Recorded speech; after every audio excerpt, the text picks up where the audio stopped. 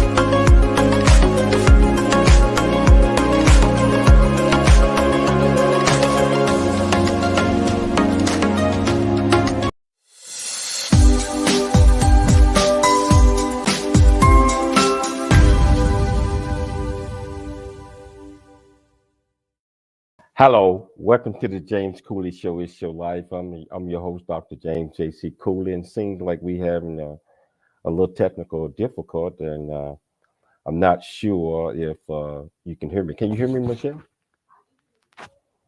Yeah.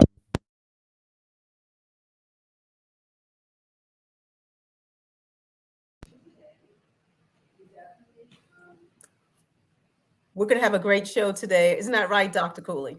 Absolutely, absolutely. It's just that I'm having problems hearing at my end, but we got an absolutely fantastic show coming your way.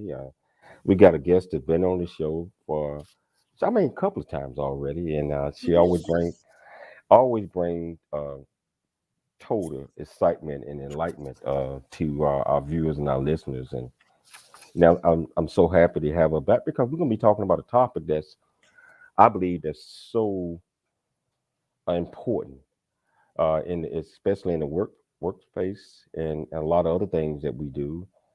And it's important that we are able to talk about diversity, equity, and inclusion, and how that affect everyone's lives. And I'm talking about especially a company, a job, and anything you do, you have to be able to be on the same sheet of music with that. So Michelle, I'm excited about that. Oh, I'm excited about it too. I'm excited about it. Yes, that's coming up real soon. And do you want me to introduce her?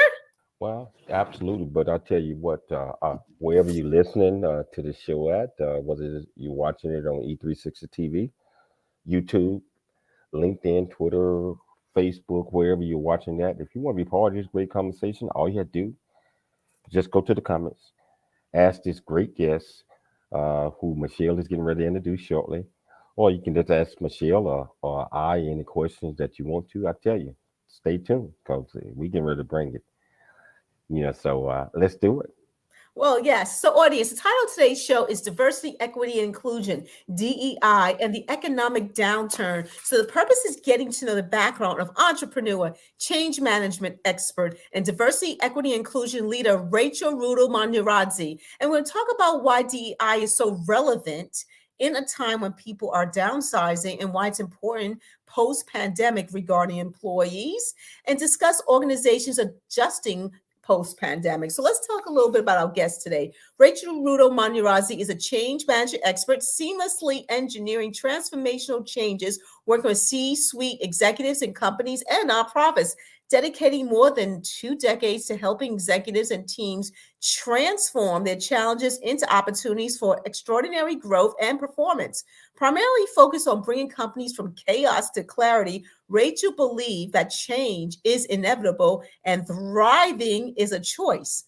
She believes that change comes by utilizing the 4 E's: empathy, encouragement, education, leading to empowerment. Having always been a minority throughout her career in corporate America, she's also diversity and inclusion thought leader. Rachel originally is from Zimbabwe, and she refused to let her gender, race, or place of birth determine her career path. She advocates for diversity and inclusion within an organization's culture to allow employees to feel like they belong and to bring their best selves to work. The James Kelly Show welcomes back to the show Rachel Rudo Munyaradzi. How you doing, Rachel? How you doing? It's been a while. It's been a while since we had you on. How you doing today? Wow, Rachel, I think you got to unmute yourself. Sorry about that. That's okay. How I you said doing? How thank you you for doing? having me. Thank you for having me, James and Michelle. Thank you so much. I miss you. I miss chatting with you. A lot of great things that we used to talk about, and one of the things that you always have educated our listeners and our viewers on is how important diversity, equity, and inclusion, not just in the workplace, but in life in general. You know, Life is so we have to re-educate our viewers, and I tell you, the public in the world, that that's a must that we understand. First of all, what diversity, equity, inclusion, what it is, and what it's not. right. So I am so excited to have you here today. But Rich, I tell you, can you tell our viewers and our listeners a little bit more about you, where you grew up, some of the things that you grabbed from your parents and that you still are, that made you the person that you are today?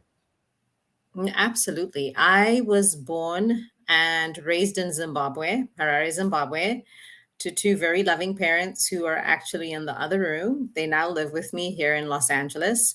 And my parents always taught me that you could be, do, and have whatever you wanted to be in life. And even though I was born in an apartheid like system in Zimbabwe, Zimbabwe only got its independence from the apartheid like system in 1980.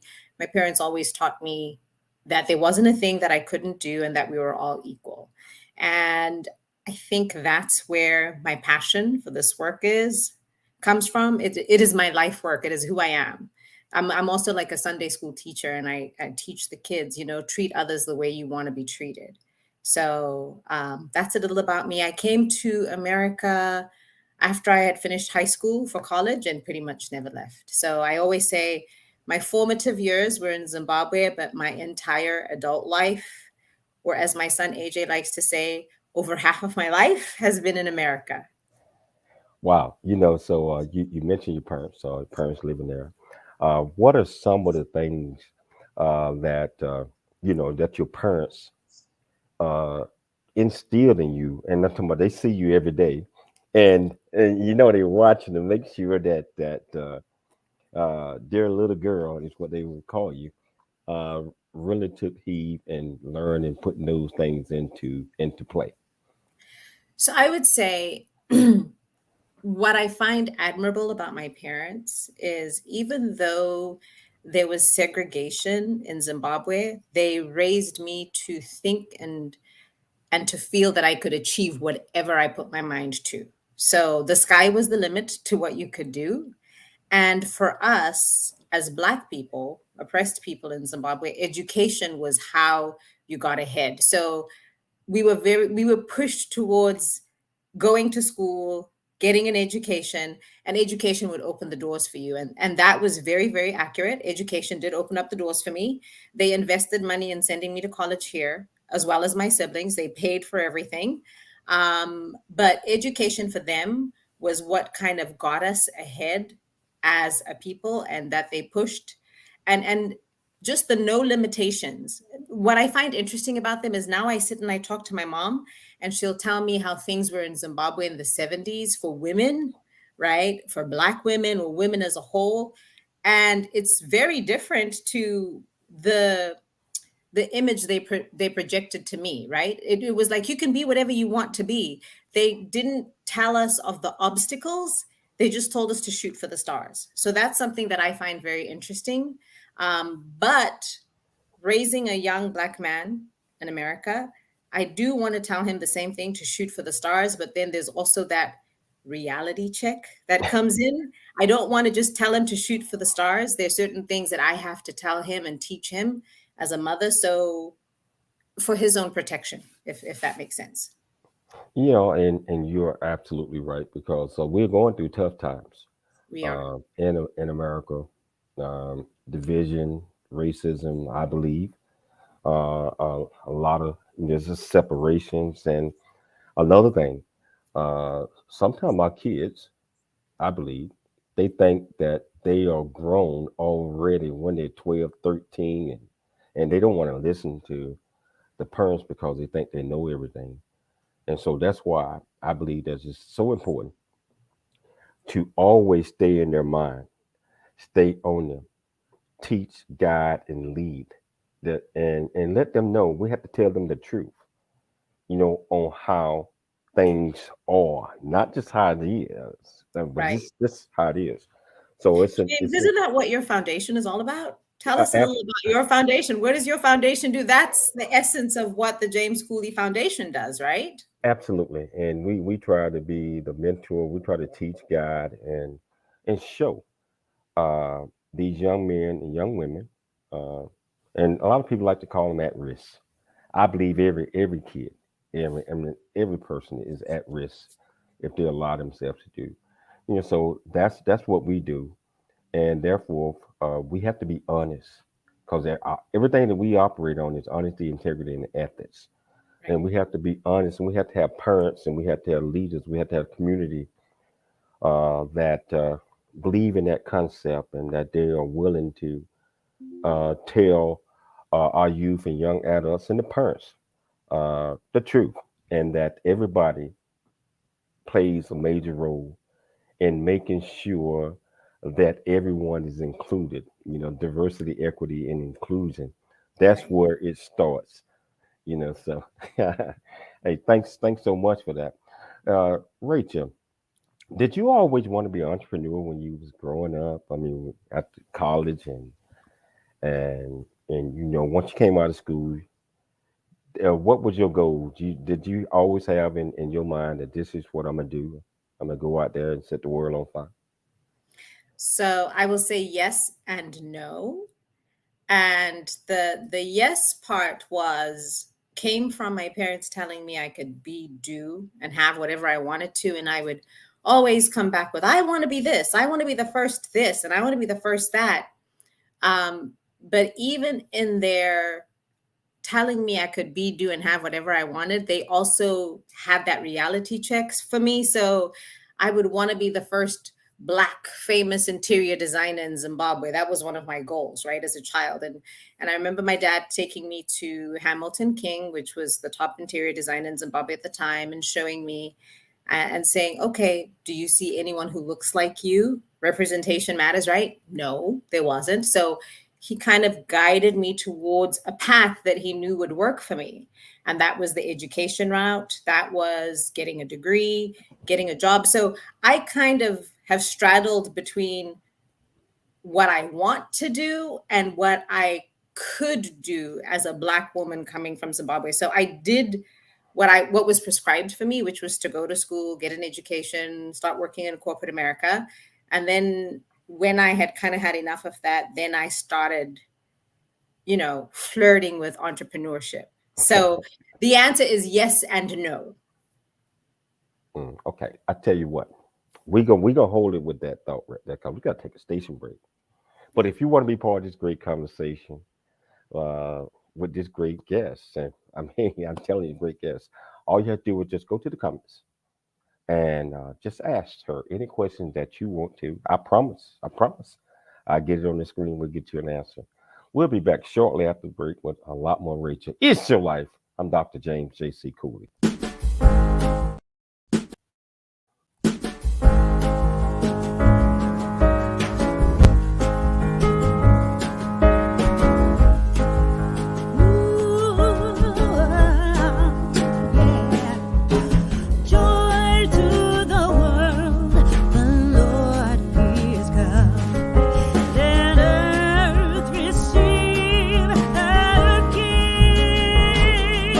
Let every heart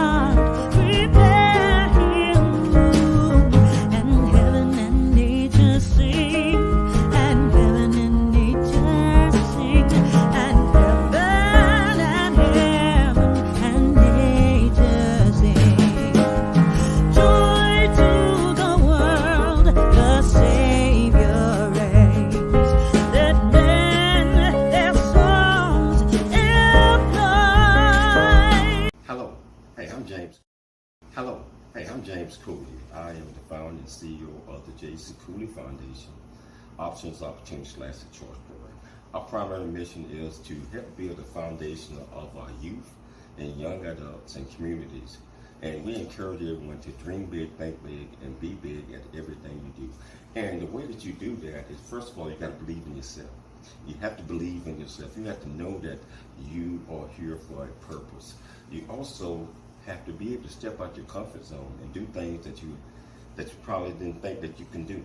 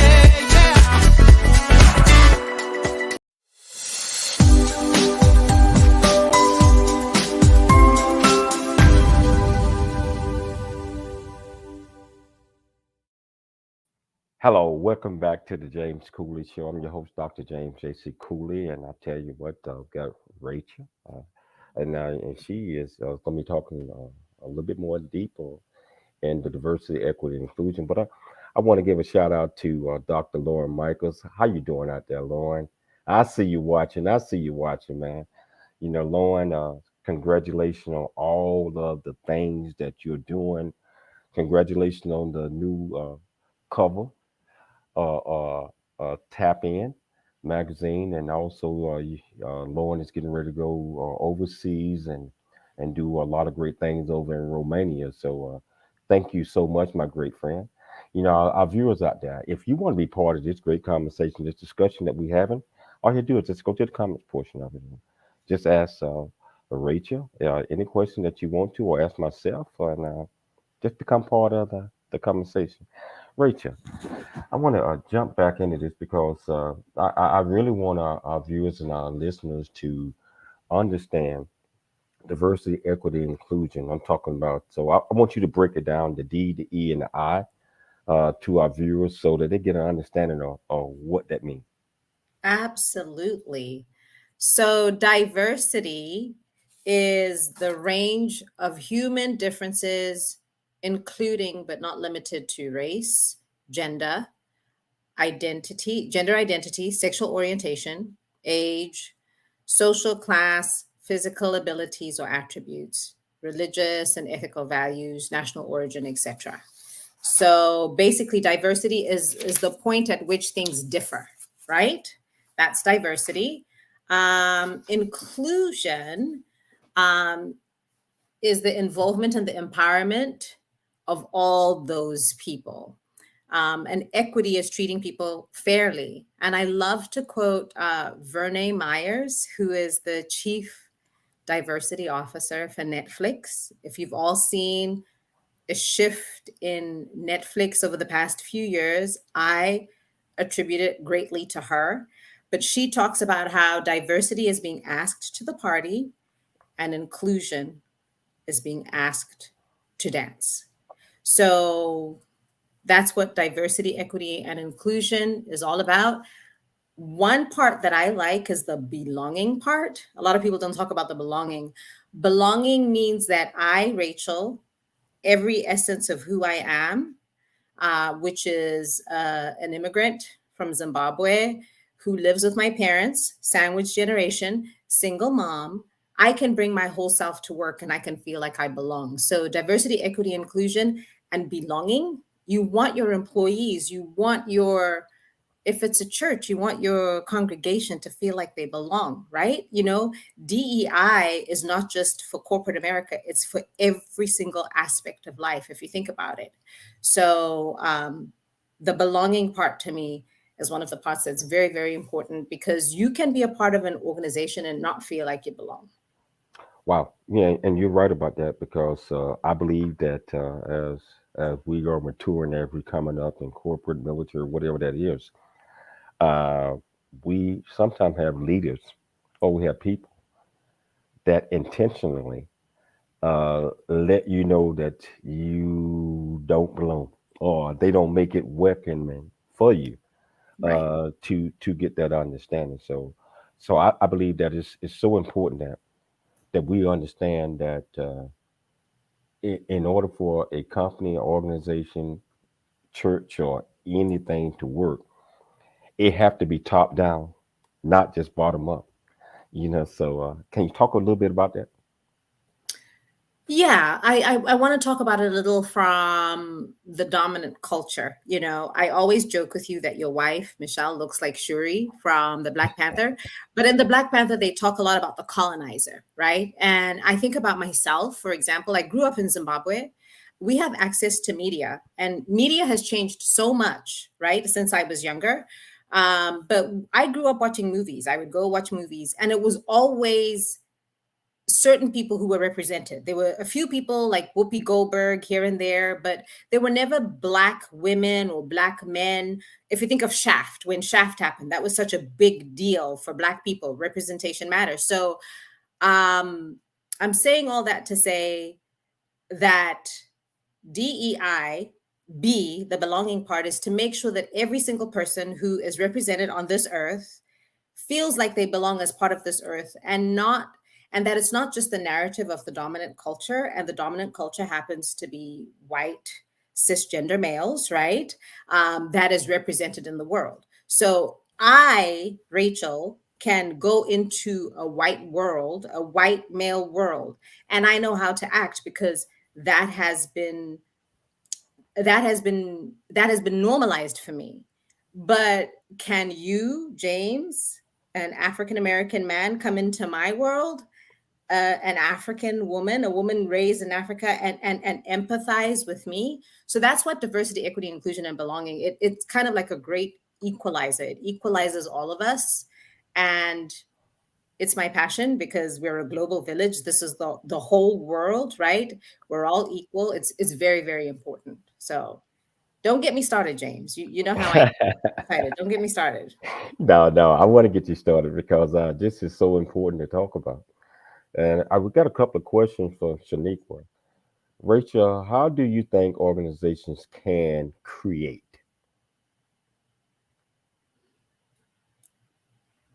Rachel. Okay. Shaniqua, hi. Shaniqua is actually a personal friend of mine. So, Shaniqua, hello. And Shaniqua, you're asking, how do organizations with toxic cultures create an environment of inclusion and belonging to correct the harms created in their toxic norms? So, my answer to that, Shaniqua, is it begins with acknowledging that there is toxicity, there is a toxic culture. You've got to acknowledge something before you can fix it, right? You can't fix something before you see and acknowledge that there is actually something wrong. What causes toxic work cultures? So many things, from, I don't know, toxic bosses, favoritism. So creating an environment of inclusion and belonging to correct the harms has to begin, Shaniqua, from the top down, and also in policies. It has to be in policies because we can sit and we can talk about DEI all we want, but if there isn't a policy that holds people accountable, if there isn't a strategic plan that people can reference to hold people accountable, it's not going to work. Shaniqua, I hope I answered your question. Wow. That I think you did. Shaniqua, if you got other questions, by all means ask. Hey Rachel, so a lot of these buzzwords that we hear around here, you know, as relate to social justice and representation and et cetera, et cetera, et cetera. What is belonging about, and what is belonging about, and how can this change and help people understand that, or help leaders understand that you have to continue to work, because once you don't fit on, you might think that just because I got a black person here or whatever that is, that means that I'm following all the rules and regulations, or you a person of color and other nationalities, and that's not always the case, because that's not showing that diversity, equity, and inclusion exists. But a lot of people just in their mind, they think that that's the formula, just to have somebody, one or two or three people in their organization, and that just meets the muscle. Can you talk about that a little bit? Yeah, representation matters. What you're talking about, having one or two Black people, one or two Asians, that is tokenism. And I can talk about being the token Black person, because I have been the token Black person in so many instances. And when I talk about DEI, I want to talk about it in terms that everybody understands. So let's think, for example, like about movies, right? If you, Shuri, don't get me started on Black Panther. So if you think about, for example, movies prior to, I would say the 2000s, there was always representation. There was representation of Asian people, LGBTQ plus people, Black people. But we, as Black people, we would always laugh that the Black person was always killed off after the first scene, right? He never had anything major to play to the end. And that brings up the topic of white saviorism. So representation matters. I think of the new Ariel movie, for example. I grew up, I know of Ariel, but she's always been a white female, a white mermaid with red hair, right? That's always been Ariel. You go to Disneyland, the Ariel ride is that. But recently, Disney has done an Ariel with a Black mermaid. That's representation. Representation matters. And when we talk about representation, it's when people who are not of the dominant culture, and the dominant culture is white, cisgender males, right, are represented in whatever it is we're all seeing. So representation does matter, not only in the workplace, in everything. So when we're talking about DEI, I know that I'm coming from a corporate perspective. It's actually worldwide, if you think about it, right? You have people standing up. I think of like what's going on in Iran right now, right? Representation matters. So there's more than just one culture. And is that culture dominant? It's not dominant necessarily in terms of numbers, but they are the ones who've had the means to get the messages out, right? So things are changing, things are shifting. Wow. Just I still think it's so important that we talk about these things and get the message out. Tell you, we're gonna take a station break, but we're gonna come back. We're gonna pick it up right after the break, and we got a lot more stuff we're gonna cover. If you want to be part of this conversation, just go to the comments, ask a question, and I promise I'll get answering. Remember me, it's your life. I'm Dr. James J.C. Cooley. We'll be back shortly after the break.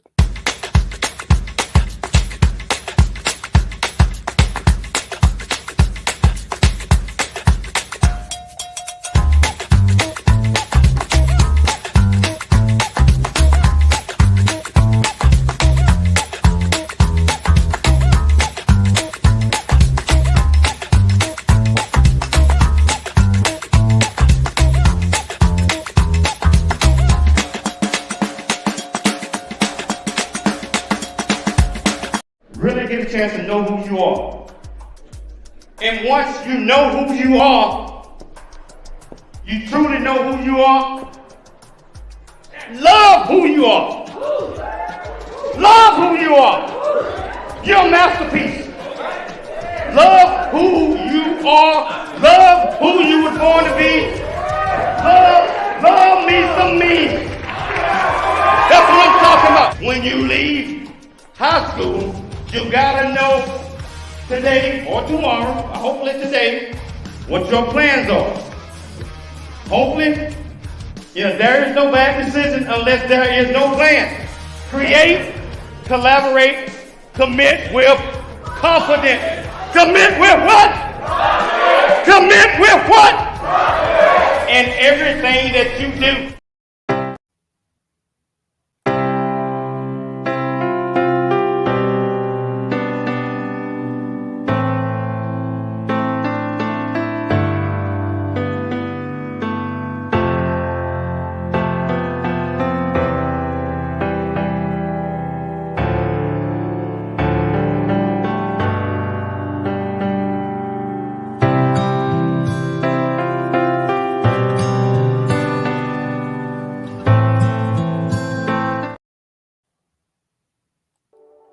Noah Dingley here. Noah Dingley here, producer of The James Cooley Show, It's Your Life. And the new audio version of James' book, Country Boy, City Boy, A Journey That Ain't Over Yet, is a must-have. James shares his true life story of struggle and success in America. It's both a cautionary tale and a roadmap to achieving the American dream. Get the new audio version of Country Boy, City Boy, A Journey That Ain't Over Yet by James Cooley on Amazon.com or wherever audiobooks are sold.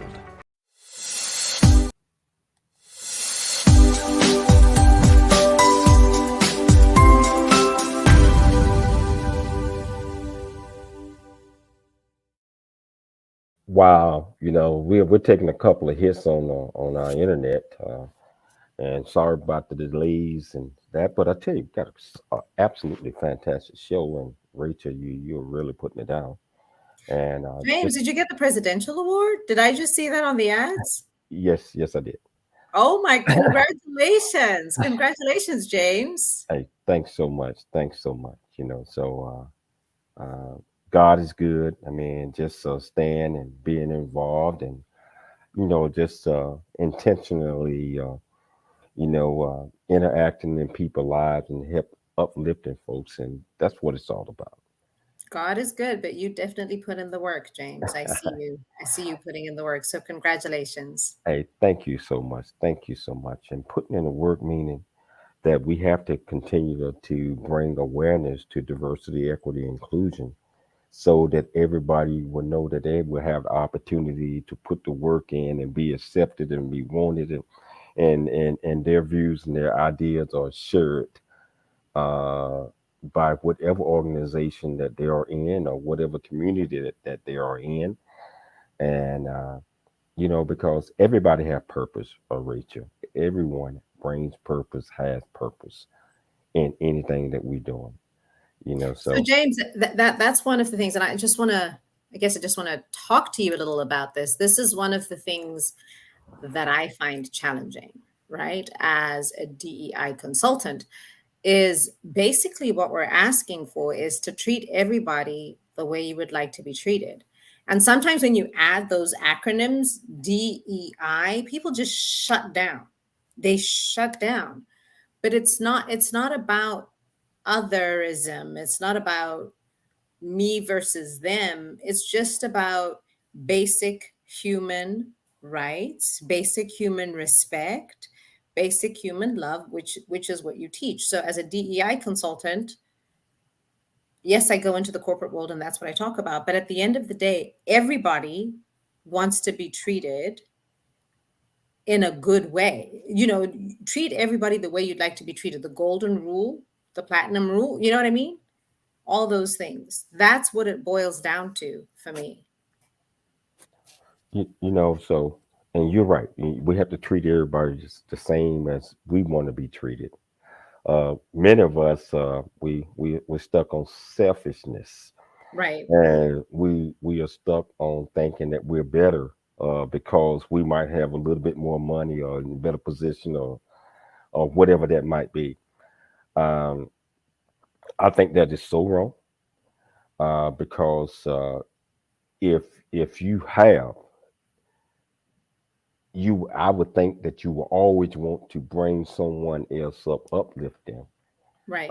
to be able to step in for you, ultimately, especially if you're in a leadership position. You want to raise and train your replacement. A lot of us don't think that far out because we think we're going to be doing something forever, and we don't look down and see what we can do to help build the organization and build people up, because then we start thinking about uh, someone is ready to take our job and I'm not ready to do this, or buzzwords just like we were talking about, Right. tokenism. Right. You go and hire somebody here, and so they have to start over or whatever that might be. Right. Just like Shaniqua just asked that question, how can organizations intentionally move past tokenism to make sure their employees from historically marginalized communities feel a true sense of value and belonging? Yeah, for me, Shaniqua, it goes back to the policies that are set in place. And people can tell if things are done not from an authentic place. It has to be authentic throughout the organization. And I see a major shift happening in our world because in the next 5 years, the baby boomers are going to be retiring, Gen X retiring. The younger generation have so much access to information than we do, um, than we had. If I think of the access to information that I had, I used to have to go look up an encyclopedia. My parents had to buy these encyclopedias and you go look them up. The kids have ready, real time access to information. And they kind of have a zero tolerance to some of the things that we've tolerated as the older generations. But it goes down to policies, intentional policies within an organization, not for show. And in a way, I'm grateful because some of the people with the older way of thinking are being grandfathered out. And James, I kind of wanted, since this is a conversation, I wanted to talk to you because I know that you've worked in corporate America, and like me, you were the one and only in America. Like you were, the token black or not. How was that for you, and how did you navigate that? How, with what you've experienced, what advice would you give my son AJ and your sons on how to move past that tokenism that is, as Shaniqua said, has historically marginalized communities and make them feel like they don't belong? Well, we find ourselves in situations and circumstances, especially when you have a growth mind, and you brought in a situation, at least in my case, brought in a situation, first of all, from what you know. Right, But then others are looking at you saying that the only reason that you're sitting in that seat is because the color of your skin.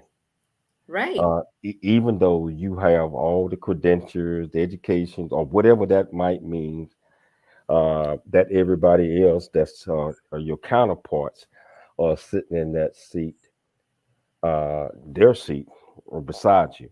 right, My thing is this: you know what it took to get there. right, You know what it's going to take to stay there. You continue to grow regardless of the naysayers that are around you, because they always going to be around you. Uh, I wouldn't call them enemies, but in a sense, uh, if you turn the wrong way too many times, somebody going to try to knock you off and come in there and take your seat. I just say stay focused. Stay focused, continue to grow, continue to add on to your tool collection, continue to excel educationally, socially, mentally. It's all requires a strong sense of focus. So that's how you stay there, and that's how you rise even further, even though you have people around you that do not want you to be successful. Right. Right. Yeah. So, don't know if I answered your question, but that's what happened to me. That is definitely what happened to you and to me, but then I don't want that for our children.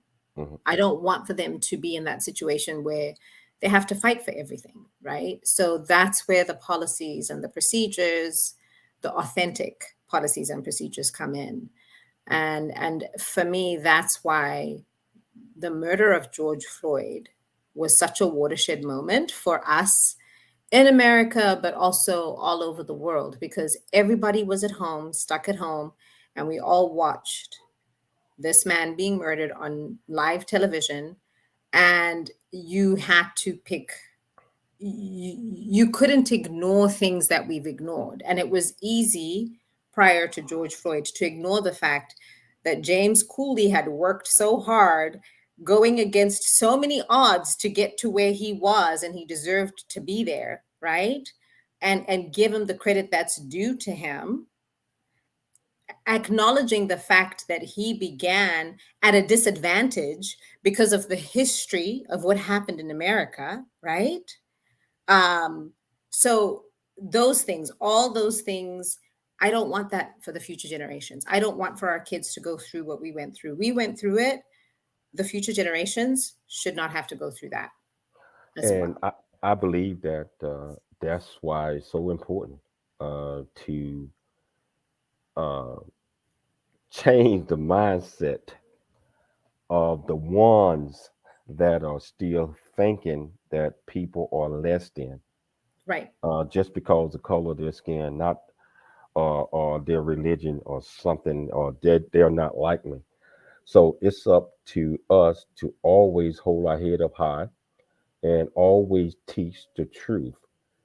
And be, first of all, be honest with yourself. You have the acceptability of yourself, who you are, is so important. Secondly, uh, we have to stay away from that environment. I'm talking about what I'm trying to say. Intentionally stay away from a negative environment. Otherwise, we'll let a lot of that stuff rub off on us, and it certainly will rub off on our kids. That's why we have to try to keep them focused. And thirdly, like I always say, honesty, integrity, and ethics. You have to teach them the truth.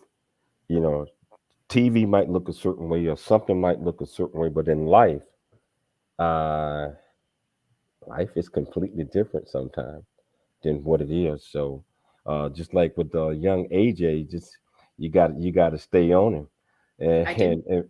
and make sure that he does understand what's right and what's wrong, and that he stay focused. You know, we got to take another break. I mean, but this conversation is so good, and it's so much fun to have because it's needed. We're gonna come back and we're gonna talk a lot more about resistance and DEI importance during the economic downturn. So when we come back, I want to talk about all of those great things. And if you want to be part of this conversation again, all you have to do is just go to the comments and ask this great lady any question that you want to, and we'll make sure we get it out there. It's your life. I'm Dr. James J.C. Cooley. We'll see you shortly after the break.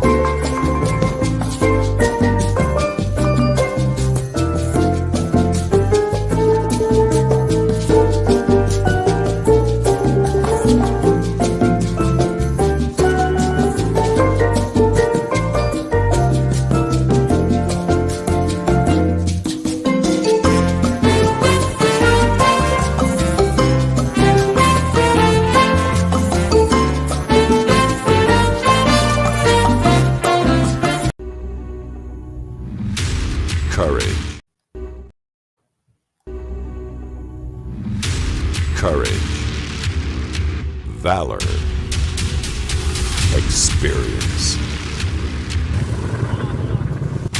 The values that make veterans are the values that make veteran businesses America's #1 choice. Veteran business owners throughout the nation are ready to connect.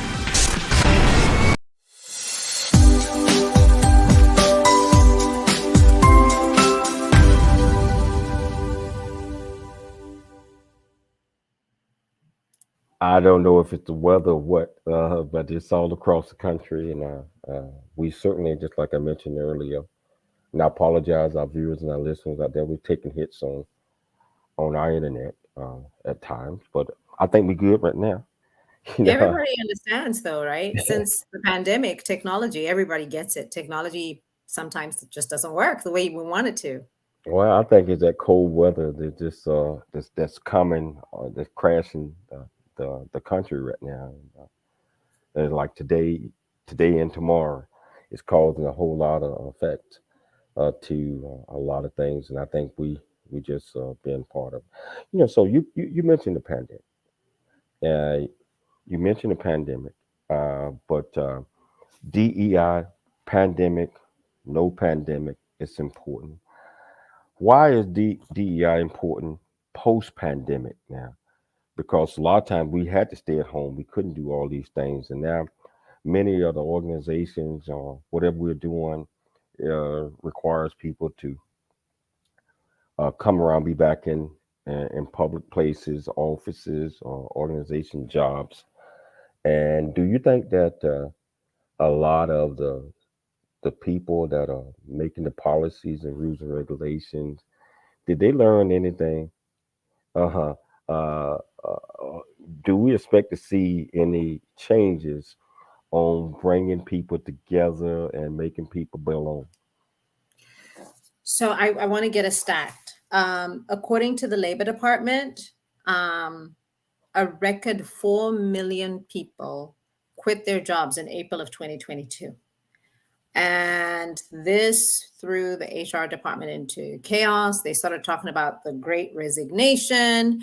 What the pandemic did, first of all, the pandemic happened. We all couldn't go into work. Companies had to pivot. Companies, in order to survive, had to shift and change to be able to continue to do business. I remember speaking with an organization at the time where they had a lot of young employees, but they were a media company. And one of the things that they did during that time was to pay for internet access for all their employees, because they realized the younger generation probably don't have internet at home, but they needed for them to be able to work. So organizations had to shift, had to pivot, had to change. Jobs that were normally being done in office, people had to do them from home. So it changed the whole landscape of corporate America, of the corporate world internationally, if you think about it. So the pandemic was important because it also helped people realize their worth, right? I can be here at home and I can do everything that I need to do. And there are other organizations that maybe appreciate me. There was so much high turnover as we were coming out of the pandemic. Some organizations were not changing with the times, right? So people were now used to working from home. Some organizations said everybody has to be back in the office. Some organizations pivoted and created a hybrid workspace. So all those things, right? DEI was very important during the pandemic, after the pandemic, as organizations shifted with that. How do I, Rachel, as a manager, now manage an entire remote workforce where I'm not seeing a person, where I don't have that one-on-one time in the break room to speak to a person? So those interpersonal skills, those management skills, all that came to the surface. So diversity, equity, inclusion, and belonging. The belonging part, a lot of people realize I don't belong here. I don't want to be here.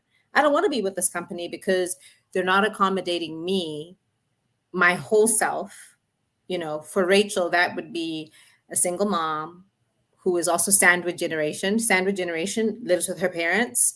So I need to work for an organization that is flexible with that. If my mom has an appointment at the doctor and I need to take time off to take her, understand that. Don't penalize me for that. Know that I'll still do my work, but be flexible. So that is why DEI was so important. That was my long way of explaining why DEI was important during the pandemic. Can you explain what your recommendations to organizations to do now to better prepare their employees, and also to be accommodating with a lot of different things, because not just DEI, diversity, equity, inclusion, but it brings in the other problems like mental health and suicide and et cetera, because when people feel that they don't belong, a lot of different things goes through their minds, and they're hurting and they're looking for answers. And I believe that some of the companies could put place policies and procedures and rules and regulations in play to help minimize some of these conditions and some of these thoughts. What are your thoughts on that? My thoughts on that are that in order to thrive as an organization in today's world, you need to be able to accommodate everybody. DEI isn't just about race, isn't just about gender, isn't just about people with disabilities, isn't just about veterans. It's about everything. It's about everyone. So with what you just said, I think about Target. I don't know if you all know, but Target had a major lawsuit where they were sued by an applicant who was applying for a job, and the application process was not did not make accommodations for people with disabilities, right? And that applicant was dropped. That applicant was qualified, but was dropped out of the application process because it was the recruiter's fault, but Target got a major lawsuit. So as organizations, you need to think to accommodate every possible scenario possible, because a person with disabilities could be that person. Diversity is important. Diversity of thought could be that person who brings that innovative change to your organization. So it's imperative, I think, to be inclusive of everyone as an organization to thrive. And I actually have some numbers. Let me see if I can find some numbers for you. Let's see. I wanted to be ready for this, so I went and I looked up some numbers for you.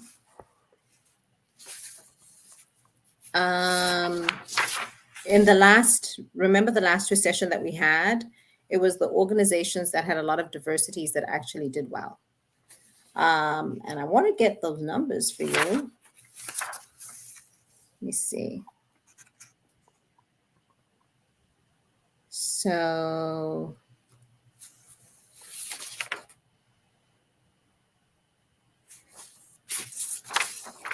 sorry, James, I can't find it. We can move on to the next thing. I'm sorry. When I find it, I'll give the numbers to you. But it was specific numbers that showed that during the last recession, it was the organizations that embraced diversity that actually did well. So as organizations prepare themselves for the economic downturn, don't discount having diversity within your organization. And unfortunately, when there's an economic downturn, it's always women who are let go first, people of color. So don't do that, because those may be the people that keep your organization thriving into the future. Wow, we're down to the last minute and a half of the show. What are a couple of quick takeaways that you want our viewers and our listeners to get from this great discussion that we're having right now? Diversity, equity, inclusion, and belonging goes beyond just the workforce. It is how you live your life as an individual every day. It is how you, Dr. James Cooley, and your wife, Dr. Michelle Cooley, are when you go outside and you're walking your dog. It's how you treat people.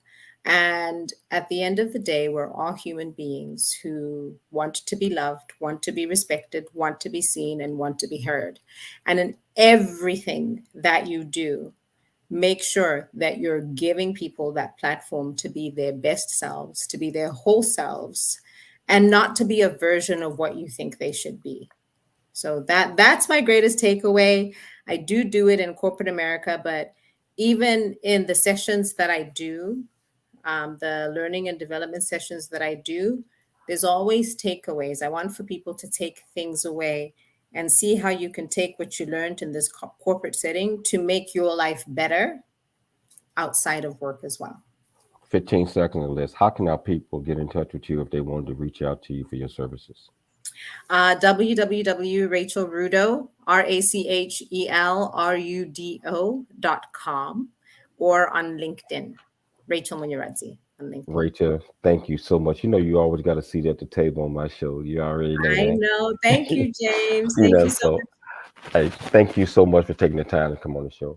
I'd like to thank, again, Rachel, for taking the time to come on the show. I'd like to thank my executive producer and co-host, Dr. Michelle Cooley, for putting all these great programs together. I'd like to thank our listeners, of course, our listeners, our viewers, for taking the time to tune into the James Cooley Show. It's your life. I want to leave you like I want you to always to dream big, think big, and be big. We'll be back tomorrow, same time, same place. It's your life. I'm Dr. James J.C. Cooley.